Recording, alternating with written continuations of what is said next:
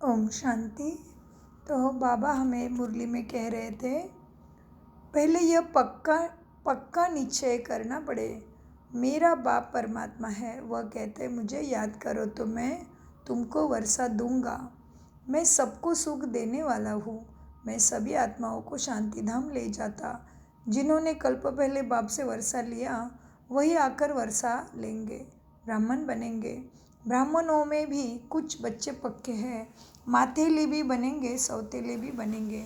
हम निराकार शिव बाबा की वंशावली है, जानते हैं बेरादरी कैसे बढ़ती जाती है।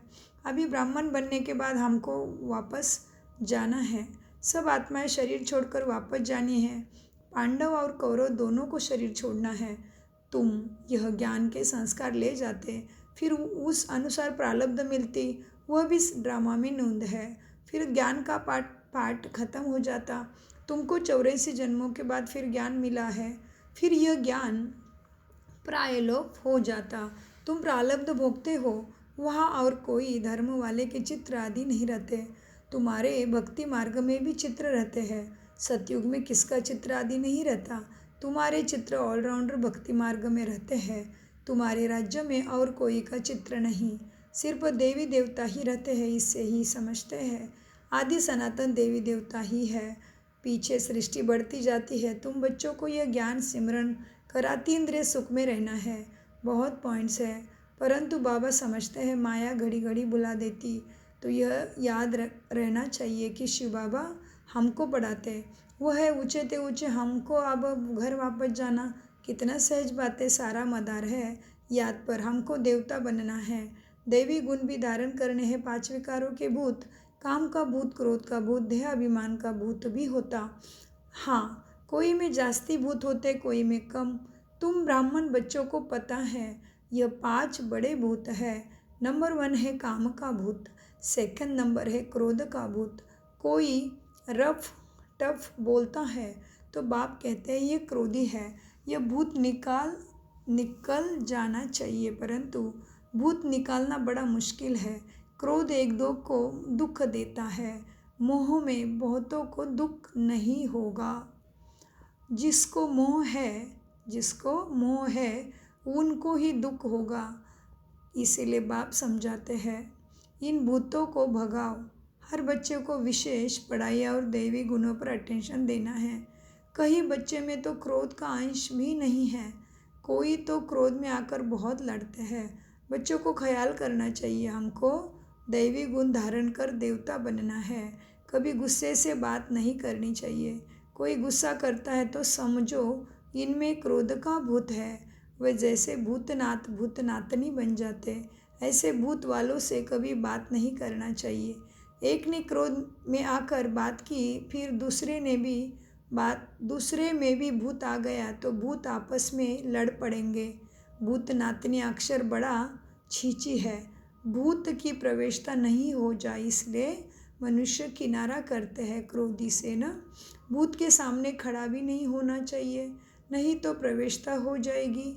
बाप आकर आसुरी गुण निकाल दैवी गुण धारण कराते। बाप कहते मैं आया हूँ दैवी गुण धारण कराए देवता बनाने।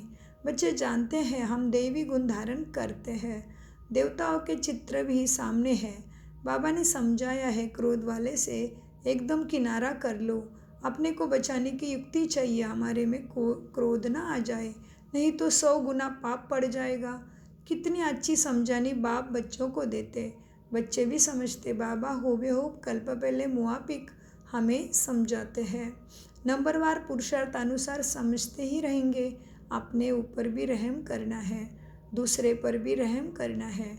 कोई अपने पर रहम नहीं करते, दूसरे पर करते हैं तो वह ऊंचा चढ़ जाते हैं, खुद रह जाते। कितनी बड़ी बात कही बाबा ने। दूसरे पर भी रहम करना है। कोई अपने पर रहम नहीं करते, दूसरे पर करते हैं तो वह ऊंच चढ़ जाते हैं, खुद रह जाते। खुद विकारों पर जीत पहनते नहीं, दूसरे को समझाते हैं, वह जीत पहन लेते हैं। ऐसे भी वंडर होता है। अच्छा, मीठे मीठे सिक्के दे बच्चों प्रति माता पिता बाप दादा का याद प्यार और गुड मॉर्निंग। रूहानी बाप की रूहानी बच्चों को नमस्ते। हम रूहानी बच्चों की रूहानी बाप दादा को याद, प्यार, गुड मॉर्निंग प्यारे बाबा, नमस्ते। धारणा के लिए मुख्य सार है, ज्ञान का सिमरन कर अतीन्द्रिय सुख में रहना है। किसी से भी रपटप बातचीत नहीं करना। कोई गुस्से से बात करे तो उससे किनारा कर लेना है। भगवान का वारिस बनने के लिए पहले आप उन्हें अपना वारिस बनाना। समझदार बन अपना सब बाप हवाले कर ममत्व मिटा देना। अपने ऊपर आपे ही रहम करना है। वरदान, साक्षी हो। ऊंची स्टेज द्वारा सर्व आत्माओं को सकाश देने वाले बाप समान अव्यक्त फरिश्ता भव। वरदान का विस्तार, चलते फिरते सदैव अपने को निराकारी आत्मा और कर्म करते अव्यक्त फरिश्ता समझो तो सदा खुशी में ऊपर ही उड़ते रहेंगे। फरिश्ता अर्थात ऊंची स्टेज पर रहने वाला। इस देह की दुनिया में कुछ भी होता है लेकिन साक्षी हो, सब पार्ट देखते रहो, सबका पार्ट देखते रहो और सकाश देते रहो। सीट से उतरकर सकाश नहीं दी जाती। ऊंची स्टेज पर स्थित होकर वृत्ति दृष्टि से सहयोग की कल्याण की सकाश दो, मिक्स होकर नहीं। तब किसी भी प्रकार के वातावरण से सेफ रह। बाप समान अव्यक्त फरिश्ता भव के वरदानी बनेंगे। स्लोगन, याद बल द्वारा दुखों को सुख में और अशांति को शांति में परिवर्तन करो।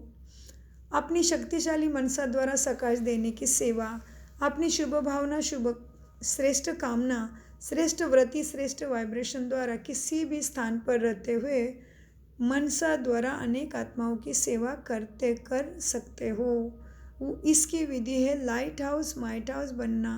इसमें स्थूल साधन, चांस व समय की प्रारब्ध नहीं है। सिर्फ लाइट माइट से संपन्न बनने की आवश्यकता है। ओम शांति, ओम शांति, ओम शांति।